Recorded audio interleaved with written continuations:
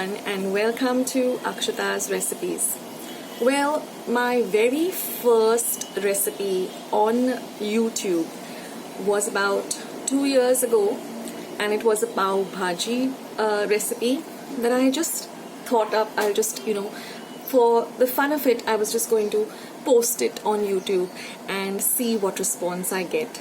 And it was an overwhelming response, and that gave me the confidence to go on to putting up more and more and more recipes.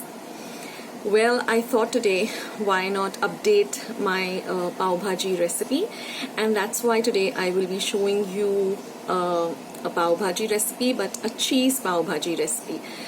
And I know it's sometimes very difficult for people to go back all the way down and scroll to 2 years ago videos. I mean, there are many repetitions of old recipes that I'm putting up again.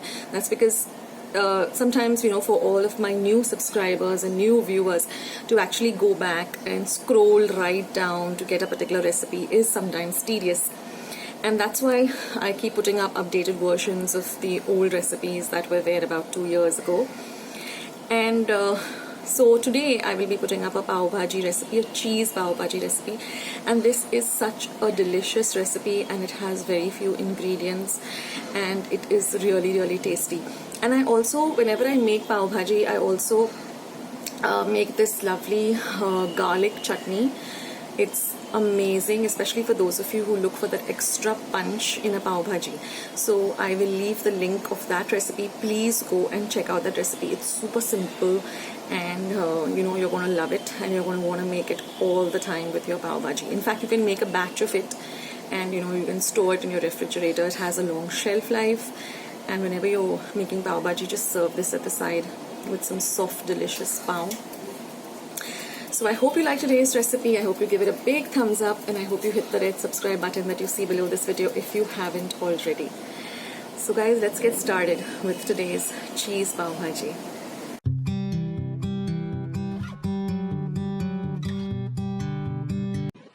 So let's go through the ingredients for this very easy and simple cheese pav bhaji. I'm going to be using 2 medium onions, 1 large onion chopped very fine, 2 large potatoes which I've boiled and peeled and grated. You can also mash it. Here is 1 medium size capsicum or bell pepper cut fine, 1 medium tomato cut fine. This is 1 lime, so I'm going to be using the juice of 1 lime.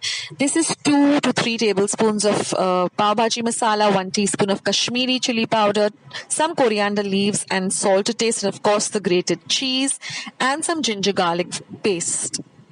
So let's begin making this very simple and quick and very easy, delicious pav bhaji. Now I'm going to be using 2 tablespoons of oil in a large pot or pan. Once our oil is hot, we're going to add our onions, and we're going to give these onions a very good fry. This is very key in any pav bhaji. You want to fry your onions, your ginger garlic, and your capsicums really well. So you can keep your flame between medium to high, not a very high flame, but between medium and high, and you're going to keep an eye on your onions, and you're going to fry them very well. Now we're going to add some ginger garlic paste, about 2 teaspoons. I have a recipe for homemade ginger garlic paste which has a very long shelf life. I will leave a link in the description box below. So we're going to fry this really well till all the rawness of the onions and the ginger garlic goes away, and we have a lovely aroma of this lovely fried ginger garlic and onions. So once that is done, we're now going to add in our capsicum or bell pepper. This adds a lovely flavor to this pav bhaji. I use just a few ingredients, but the end result is just amazing. Now we're going to add the tomatoes. Give that also a very good fry. Frying everything, keeping an eye on it, and frying on a medium to high flame is very important to get that perfect pav bhaji. So now we're going to add the pav bhaji masala. You can use any brand and fry it very well. I will be coming up with a recipe for homemade pav bhaji powder masala very soon. Now I'm going to be adding the Kashmiri red chili powder. This adds a lovely color to the pav bhaji. Now if you want to go with a more spicy pav bhaji, then you can add 1 teaspoon of regular red chili powder. Because the pav bhaji masala also has a little bit of spiciness in it, but if you want to go one step ahead, you can add 1 teaspoon of red chili powder. So now once everything is really very well fried, we're going to add about 1 cup of water at room temperature. What this does is just cooks up everything really well and, makes everything just perfect. So add that water and then put your flame on high and let the water start bubbling.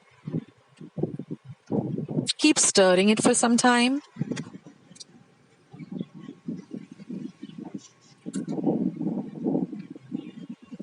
Now it's always good to use a large pot for your pav bhaji. And now we're going to add our grated potatoes, or you can even mash them up, but just ensure there are not many lumps in your potatoes. And then just give everything a good mix. We're still keeping our flame a little on the higher side, medium to high. Give everything a very, very good mix. And now it's time to get the masher out, and we're going to be mashing this really, really well. So you get this pav bhaji masher. It's easily available in any general store. So just give this a good mash. We want it to be really nicely pulped down. Okay, now we're going to add some more water. So I'm going to add about 2 cups of water. And we are going to give everything a very good mix. Now, if you feel that you want it even more finer, you can continue mashing it till you get a very, very, very fine consistency. You know how you really like to have your pav bhaji. It shouldn't be mixer kind of ground and pulped, but with the masher. And once that is done, we're going to let it cook for about a minute or 2. And now it's time to add some salt to taste. You can start with 1 teaspoon and just taste it. And if you want some more, then you can add some more too. Now mix all of this very, very well together. And now we're going to just put a lid on it, cover it up, and cook it on a very low flame for about 10 minutes. Because everything has to really come together like this. So now all you have to do is just turn off the flame and add a nice big garnish of some chopped coriander. And then we're going to squeeze some lovely lemon. You can add a dollop of butter to it. And now it's time to nicely put butter on both sides of your pav and just give it a nice toast. And then just serve up this pav bhaji with this lovely pav with some nice, very finely chopped onions and some grated cheese. And don't forget to include the special chutney, the garlic and chili chutney that red chili chutney that I'm going to be leaving down in the link below. It just goes amazingly well with pav bhaji. Please, please, please make that chutney. You can store it in your refrigerator and use it whenever you make pav bhaji. It has a long shelf life. So I hope you liked today's recipe.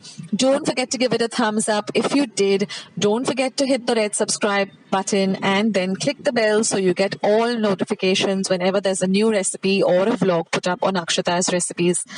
And thank you so much guys for stopping by and watching my videos. I will catch you in my next video. Take care. Bye.